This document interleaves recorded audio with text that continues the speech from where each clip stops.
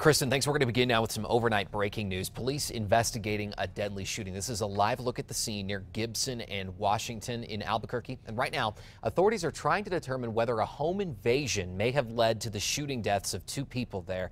Officers say they found two men shot outside a home in southeast Albuquerque while responding to what they're saying is a robbery call. One person died on scene, the other at the hospital.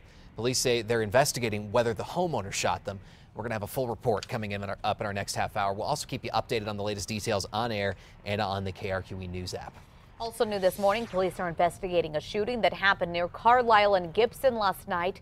They say the victim is at the hospital in critical condition at this time. No word on a suspect in this case. We turn now to this. A suspected car thief is recovering in the same hospital. He's accused of causing some major chaos Sunday night. It happened when an officer fired at the man. It happened in a hospital in Farmington on Sunday. Authorities say a man had been driving a stolen car, hit several other vehicles. He was stopped by police. He was arrested and taken to San Juan Regional Medical Center. Police say the suspected car thief attacked the officer and got shot during a struggle. The officer is on administrative leave at this time while state police investigate. That suspected car thief is hospitalized at the very hospital where he's accused of causing all of that commotion. And developing now, 4 Bernalillo officers are on paid leave while authorities determine how a hit-and-run suspect died in their custody. It happened on Sunday night after a wild chain of events in Bernalillo. 17-year-old Robert Cordova and his girlfriend say they were parked at the McDonald's on 528 when they got rear-ended. All I remember is hitting my face on the steering wheel.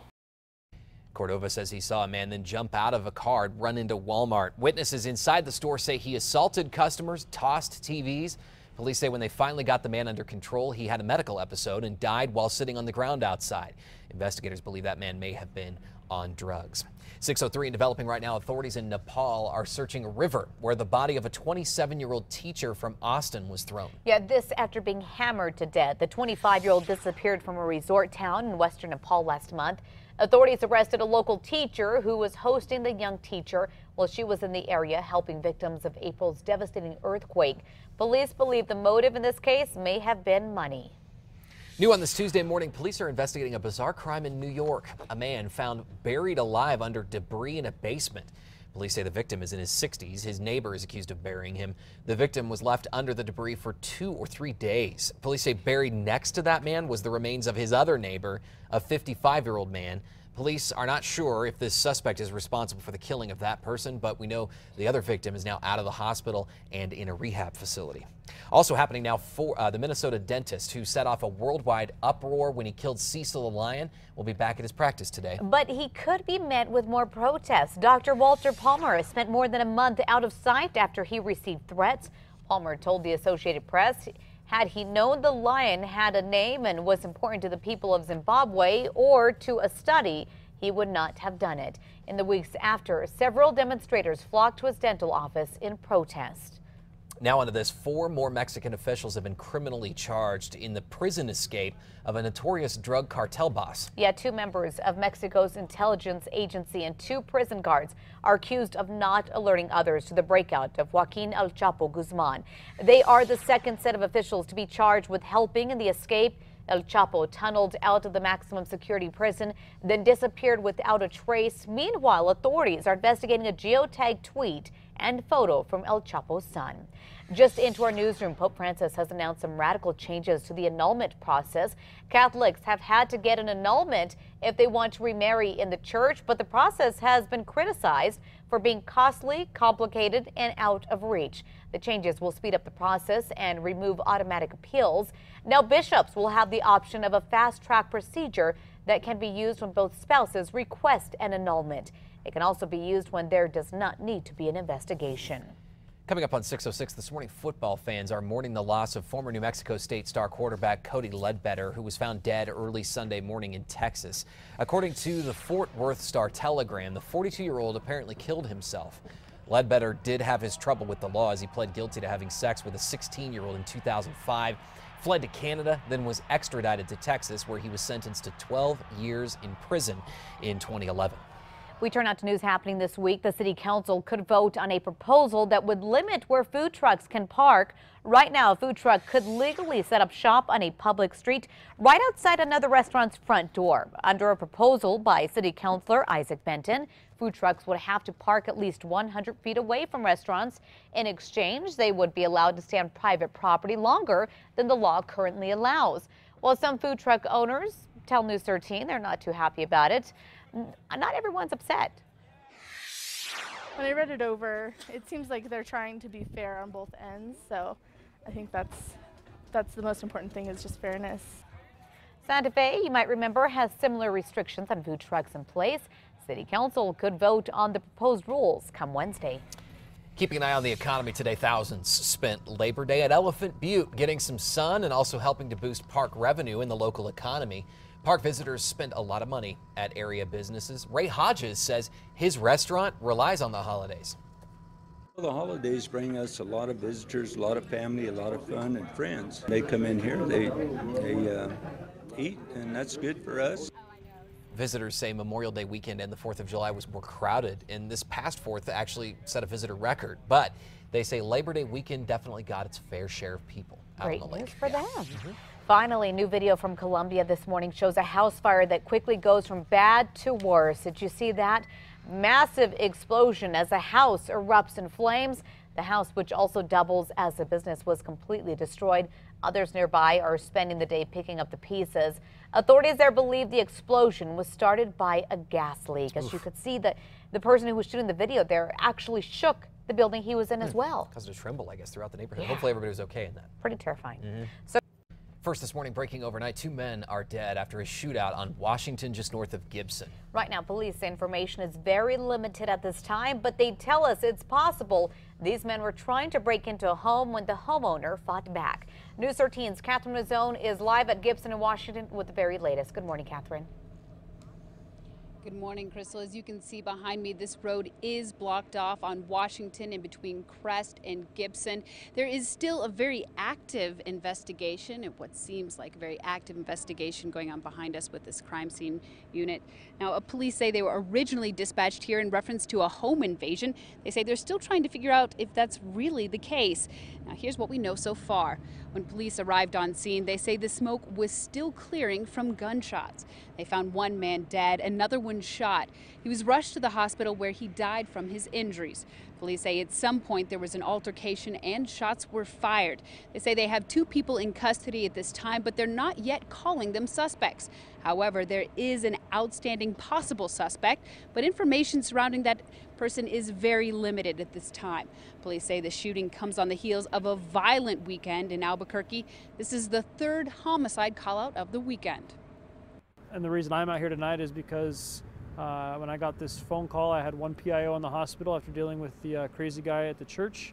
I had another PIO that was helping shag calls for service with over 42 in the city, holding citywide.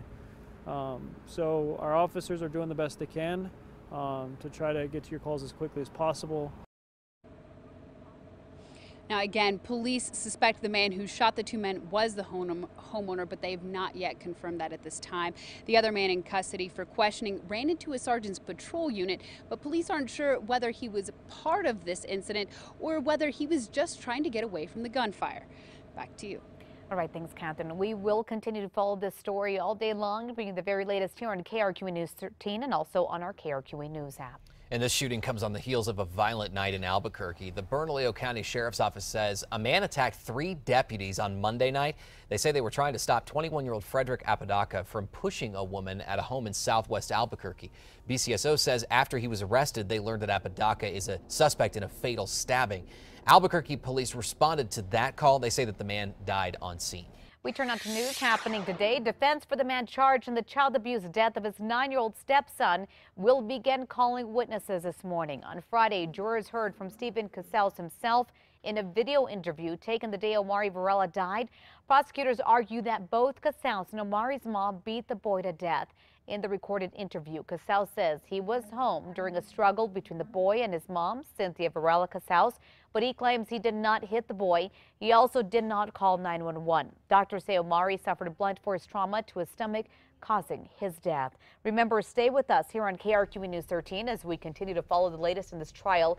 You can also watch the trial live this week on our website, krqe.com, and through our KRQE News app. Also today, we could learn more about the future of Spaceport America and Virgin Galactic. CEOs from companies are in Albuquerque this morning promising updates and their visions for the future.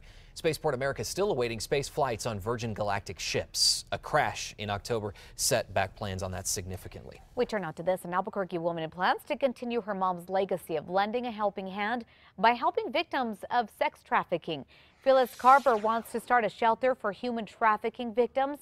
Investigators say people forced into prostitution is a widespread crime, even in New Mexico. Carver's mom was an attorney in Albuquerque. Joanne Carver worked domestic cases. Her daughter says she would help anyone in need. Now Carver wants to sell items from her mom's estate to help raise funds for what she says is a much-needed resource for the victims. They're a shelter for women abused in domestic violence. But there's nothing for sex trafficking victims. And it's such a specialized thing, and the abuse can be really horrendous. The estate sale is just a part of the fundraising efforts for the project. You can find more information on this story on our website, krqe.com.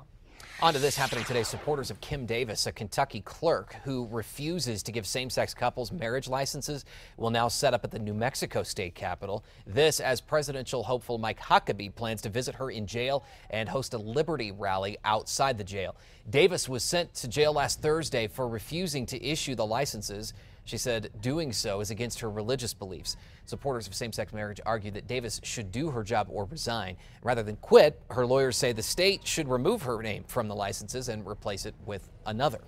We're going to take a live look now at Washington, D.C. Congress back in session. One of the first things on the agenda this morning is the nuclear deal with Iran. The international deal backed by the Obama administration is aimed at curbing the country's nuclear program in exchange for looser economic sanctions. Republicans have come out in force rejecting that pact, saying it makes dangerous concessions with Iran. They're going to try to push a resolution of disapproval this week. The president could veto it, and Democrats have already said they're going to uphold a veto. This morning, an Albuquerque church will be cleaning up a huge mess after police say an assault suspect tore it up trying to get away from officers. APD says an officer was flagged down in northeast Albuquerque last night to help a woman being assaulted. Investigators say when they tried to intervene, that suspect, 46-year-old Albert Houston, broke a window to get into the Desert Light Christian Church. He actually broke the side window, gained entry into the church, and began destroying the property within the church. Police say they had to send the K-9 unit in to get Houston out, but by that time, he had already caused thousands of dollars in damage. Happening today, a Texas school district will open an investigation into why these two football players seen here on the field appear to have targeted a ref during a game. This happened over the weekend, and in the video you can specifically see the ref watching the play begin when a player runs at him and tackles him from behind. Another player then dives on top of him, helmet first. Both boys have been suspended from the school and the team. The school district says it will interview students, coaches, and other refs to get to the bottom of what happened. The governing body that oversees high school competition in Texas says it is also investigating here. Okay, listen to this story. A Tennessee family is back from vacation this morning with an unforgettable story to tell. The parents say they were inside their cabin when they noticed two bear cubs hanging out near their SUV. They say they watched the bear cubs for nearly an hour before chasing them off. No big deal, right? They didn't go very far because their mama bear was inside the car still. They got the bear out themselves, as you can see here, using some water. The bear did eventually go away, but as you can see from inside, the damage was already done to the car. And it's a Lexus. Well, she really wanted to get out of there, didn't wow. she? So could you imagine opening your car door and seeing all of that? No, I know. That's an unfortunate thing for the car and for the family.